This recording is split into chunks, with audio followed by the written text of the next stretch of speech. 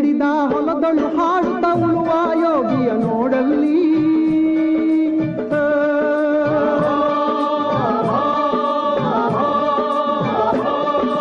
ನೇಗಿಲ ಹಿಡಿದ ಹೊಲದಳು ಹಾಡುತ್ತ ಉಳುವ ಯೋಗಿಯ ನೋಡಲ್ಲಿ